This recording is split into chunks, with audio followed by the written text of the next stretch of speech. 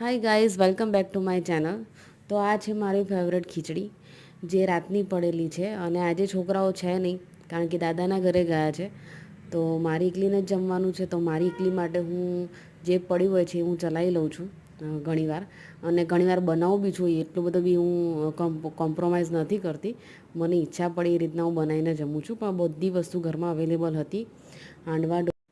હાંડવા ઢોકળાનું ખીરું પણ પડેલું હતું અને રાત્રે જે મેં મીઠા હળદરવાળી વઘારેલી ખીચડી બનાવી હતી એ પણ પડેલી હતી. અને મેં રાજમા છે એકચ્યુઅલી રાત્રે પલાળી દીધા હતા અને સવારમાં બાફી બી દીધા, પણ લેટ થઈ ગયું છે એટલે રાજમા બન્યા નથી, જે હું રાત્રે બનાવી દઈશ હવે. અને રાત્રે મેં ભાખરી મરચાં વઘારેલા હતા, ખીચડી બનાવી હતી, દૂધ હતું અને ટીંડોળાનું શાક પણ બનાવ્યું. તો આ બધી વસ્તુ પડેલી હતી. તો અત્યારે સવારમાં મેં ખીચડી વઘારેલી અને દહીં છે, એટલે ખીચડી ને દહીં મારું ફેવરેટ છે, જે મેં જમી લીધું છે. અને મેં હાંડવો બી જોડે જોડે બનાવી દીધો છે દૂધી નાખીને. તો સાંજે 5-6 વાગે જ્યારે ભૂખ લાગે ત્યારે ચા જોડે બી ખવાઈ જશે, અધરવાઇઝ સાંજે બી ડિનરમાં બી ચાલી જશે. હવે જોઈએ છે, જો હાંડવો થોડોક ઓછો લાગશે તો રાજમા વઘારી દઈશ. તો રાજમા અને વઘારેલા ભાત એટલે કે જીરાવાળા ભાત, જીરા રાઈસ કરી નાખીશ. તો બને ત્યાં સુધી હું અનાજનો ઓછો બગાડ કરું છું, કારણ કે જેને નથી મળતું એને જ ખબર હોય છે કે ભાઈ કેવી હાલત થાય છે. આપણને મળે છે પણ આપણને ઘણીવાર એની કદર નથી હોતી. અને હું સ્પેશિયલી રાત્રે અમુક વસ્તુ વધારે જ બનાવું છું, કારણ કે રોટલી છે, ખીચડી છે, તો તમે સવારમાં ઇઝીલી વઘારીને ખાઈ શકો છો.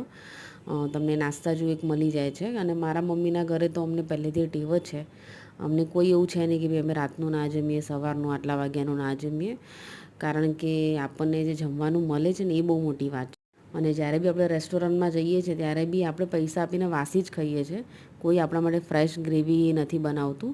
એ બધું પ્રિઝર્વેટિવ અને સ્ટોરેજ કરેલી જ વસ્તુ આપણને ગરમ કરીને આપે છે. તો આ તો આપણા ઘરની બનાવેલી સ્વચ્છ વસ્તુ છે, જે આપણે પોતે જ બનાવેલી છે, તો આમાં કોઈ એવી શરમ ના હોય.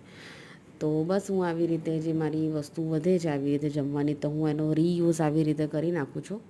એટલે બીજી વાર આપણે ક્યાંક સાંજે કે ક્યારેક કંઈક વસ્તુ બનાવી હોય તો વાંધો ના આવે. એટલે સવારની અંદર જેટલું બને એટલું ફટાફટ કામ કરી દઉં છું. વાસણ મેં કાઢી નાખ્યા છે, જે કિંજલ આવીને કરી નાખશે.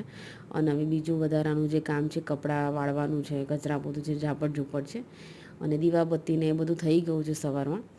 એટલે હવે મારું ડેલી રૂટિન હવે સ્ટાર્ટ થશે. તો જો તમને બ્લોગ ગમ્યો તો લાઇક, શેર અને સબસ્ક્રાઈબ.